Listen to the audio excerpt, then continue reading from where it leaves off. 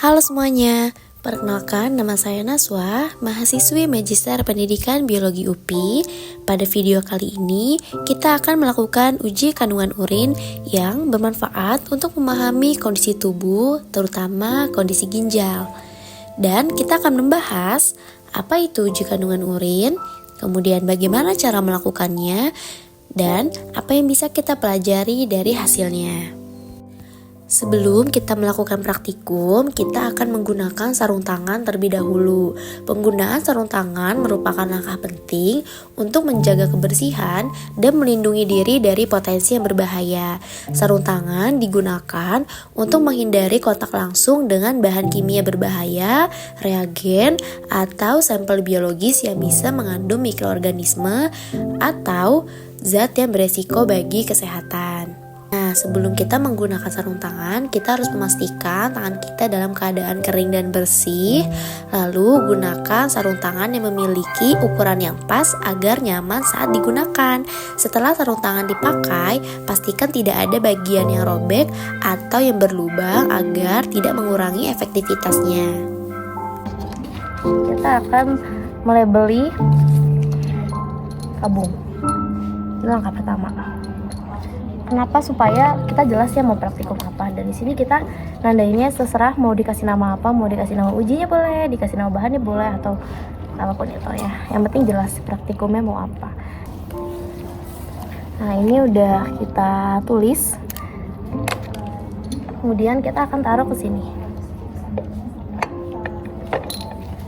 Uji yang pertama, kita akan melakukan uji sifat fisik urin. Percobaan uji sifat fisik urin, kita membutuhkan alat bahan sebagai berikut. Yang pertama, kita membutuhkan sampel urin. Sampel urin ini diambil setelah kita bangun tidur sebelum kita mengonsumsi makanan dan minuman tertentu. Yang kedua, kita membutuhkan gelas kimia dan kita membutuhkan kertas lakmus. Langkah yang harus kita lakukan, yang pertama, kita siapkan urin, lalu kita simpan pada gelas kimia. Setelah itu, kita amati warna urin menggunakan indera penglihatan. Kita juga mengamati tingkat kekeruhan menggunakan indera penglihatan. Lalu kita hirup aroma urin menggunakan indera pembau. Setelah itu, kita amati pH urin menggunakan kertas lakmus dan catat hasil pengamatan pada tabel yang telah disediakan. Hasil pengamatan sifat fisik urin menunjukkan bahwa urin ini memiliki warna yang terang dan juga jernih dengan bau khas urin yang tidak terlalu menyengat. Kita juga bisa melihat bahwa di sini tidak ada endapan atau gelembung yang terbentuk. Kemudian kita juga lihat bahwa setelah urin tersebut diukur menggunakan kertas lakmus, di sini pH urin ini berkisar antara 6 dan 7. Dan pH urin ini menunjukkan bahwa urin tersebut memiliki pH yang normal, tidak terlalu asam dan juga tidak terlalu basa. Ini menandakan bahwa tubuh kita terhidrasi dengan baik. Uji yang kedua, kita akan melakukan uji kandungan klorida pada urin. Alat dan bahan yang dibutuhkan ada AgNO3, kemudian gelas ukur, tabung reaksi, dan juga pipet.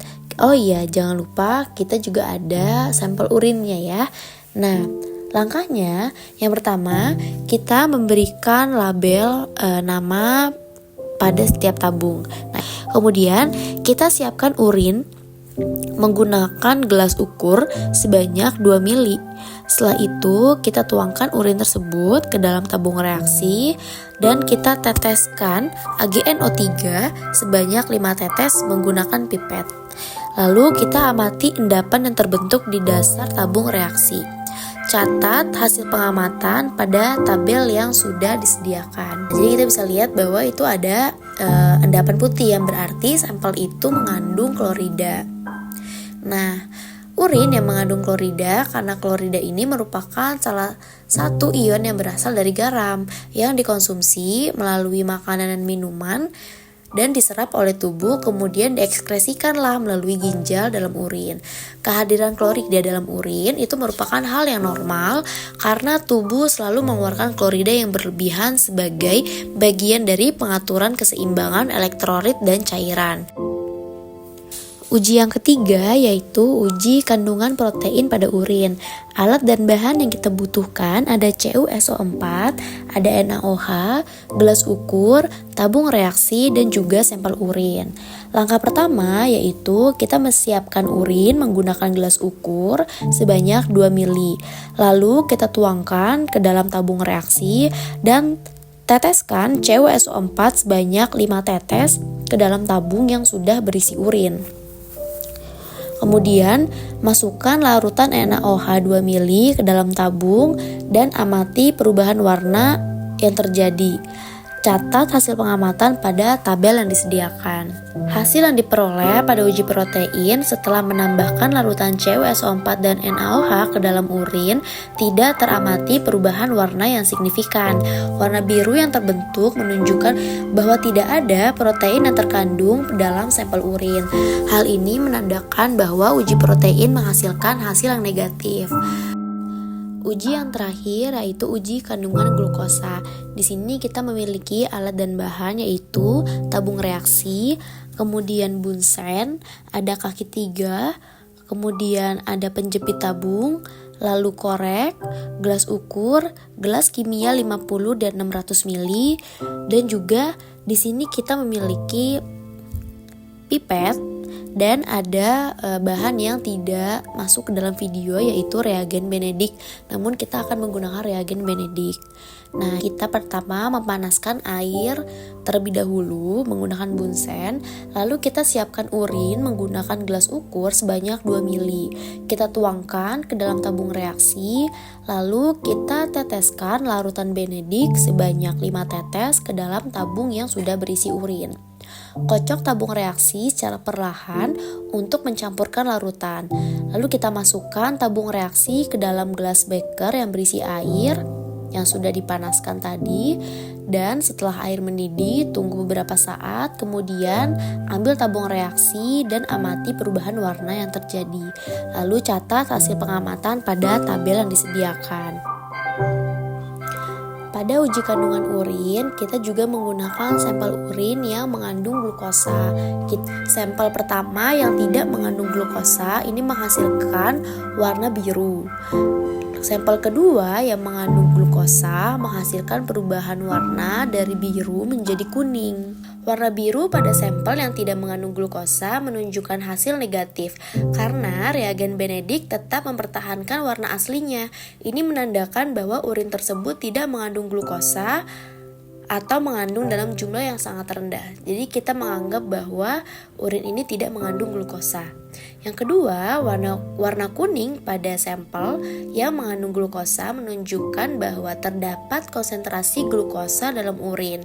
Semakin tinggi konsentrasi glukosa, semakin gelap warna yang terbentuk. Meskipun dalam kasus ini warna kuning menunjukkan bahwa glukosa ada, namun dalam jumlah sedang atau jumlah yang rendah, sekitar 1-1,5%. Berdasarkan hasil praktikum uji kandungan urin yang telah kita lakukan, dapat disimpulkan bahwa setiap pengujian memberikan indikasi yang bermanfaat untuk mengetahui kondisi tubuh melalui sampel urin. Pada uji sifat fisik urin, kita bisa mengamati karakteristik fisik seperti warna, bau, dan juga pH, sehingga memberikan petunjuk tentang status hidrasi pada urin kita. Lalu uji klorida menunjukkan bahwa adanya ion klorida dalam urin dapat mengindikasikan konsumsi NaCl yang tinggi atau kondisi dehidrasi. Uji protein dan glukosa memberikan gambaran penting mengenai potensi gangguan ginjal atau diabetes, di mana hasil negatif atau positifnya dapat menjadi dasar untuk pemeriksaan lebih lanjut. Demikianlah rangkaian praktikum uji kandungan urin yang telah kita lakukan. Setiap uji memberikan wawasan tentang kesehatan tubuh yang sangat berguna. Penting bagi kita untuk selalu menjaga kesehatan dengan pola hidup yang seimbang dan melakukan pemeriksaan secara rutin. Terima kasih yang telah menyaksikan. Semoga praktikum ini bermanfaat untuk pembelajaran kita semua.